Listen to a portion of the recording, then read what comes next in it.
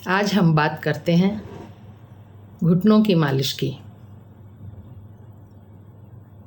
घुटनों की मालिश करने के लिए हम चौकी पर या ज़मीन पर कुछ पतला बिस्तर बिछाकर बैठ सकते हैं। किसी बहुत गद्देदार बिस्तर पर बैठकर घुटनों की मालिश नहीं हो सकती है। इसके लिए हम नारियल का तेल या सरसों तेल कुछ भी ले सकते हैं। मालिश करने के लिए हम सीधे बैठ जाते हैं, सामने दोनों पैरों को फैला लेते हैं। अब हथेली पर तेल लेकर धीरे धीरे घुटने से 3 इंच नीचे और 3 इंच ऊपर, यानी 3 इंच जांघ की तरफ, 3 इंच पिंडली की तरफ और घुटने पर अच्छी तरह से तेल लगा लेते हैं, नीचे की तरफ भी ऊपर की तरफ भी। अब गोल गोल दोनों हथेलियों को घुटने पर धीमे धीमे घुमा रहे हैं। धीमे धीमे मालिश हो रही है, अंगुलियां नीचे भी जाती हैं और मालिश करके आ जाती हैं और ऊपर घुटने पर भी हथेलियां घूम रही हैं। 1 बाय 1 एक चलती है, दूसरी बगल से चलती है और घूम रही है घुटने के ऊपर। अधिक दबाव नहीं देना है, बहुत धीमे धीमे घुमाते हुए मालिश करना है।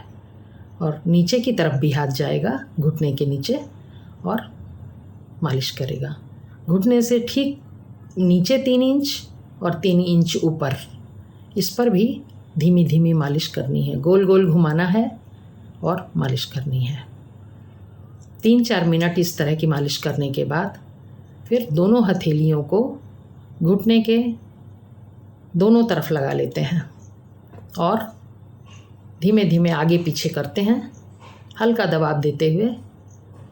एक बार एक हथेली नीचे की तरफ जा रही है, एक हथेली ऊपर। 1 बाय 1 घुटने के ठीक अगल बगल दोनों हथेलियां लगी हुई हैं और धीमे धीमे खिसक रही हैं, दबाव, हल्का दबाव देती हुई। 2-3 मिनट ऐसा करने के बाद फिर हम घुटने की कटोरी को दोनों हथेलियों से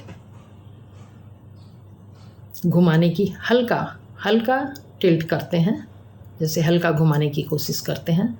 वो अपनी जगह से हल्की हल्की हिलती है, उसमें रक्त का दौरान हो रहा है। इस घुमाने में पूरी तेज़ी से नहीं हिला देना है, धीमे धीमे हल्का सा ऊपर नीचे खसकाना है अगल बगल।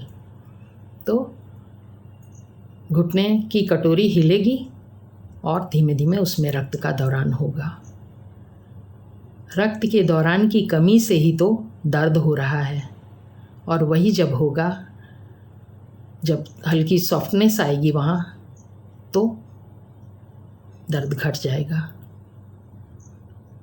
नीचे की तरफ जो मालिश कर रहे हैं, ऊपर की तरफ मालिश कर रहे हैं, वो भी उस स्थिति को सॉफ्ट करते हैं। कड़ापन ही बुढ़ापा है।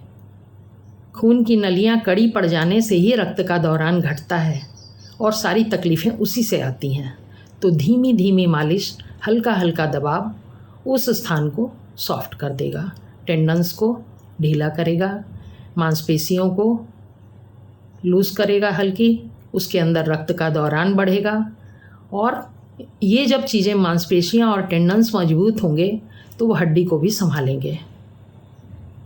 ये जब ढीले पड़ते हैं, कमज़ोर पड़ते हैं, तो हड्डियाँ भी कमज़ोर हो जाती हैं। इस तरह से हम मालिश करेंगे। उसके बाद अब घुटने की कटोरी के ठीक नीचे दोनों हाथ के अंगूठे एक के नीचे एक लगाते हैं अगल बगल, और दाएं हाथ का अंगूठा बाईं तरफ खसकाते हैं और बाएं हाथ का अंगूठा दाईं तरफ खसकाते हैं। खसकाते हुए वापस लेते हैं, वापस आता है, आगे बढ़ता है, वापस आता है। इस तरह से कटोरी के बगल में मालिश हो रही है। नीचे की तरफ भी इसी तरह करते हैं और फिर जंघा की तरफ भी इसी तरह हाथ के दोनों अंगूठे, हथेलियों के दोनों अंगूठों को अगल बगल रखते हैं और धीमे धीमे दाएं बाएं हल्के दबाव के साथ खसकाते हैं। इससे उस स्थान की मालिश होती है। फिर घुटने की कटोरी के बीच में भी हल्का हल्का सा मालिश कर देते हैं। नीचे की तरफ भी, घुटने के नीचे भी हथेलियाँ जो उंगलियाँ जा रही हैं और मालिश करके आ रही हैं। और आपके हाथ की अलग एक्सरसाइज हो रही है।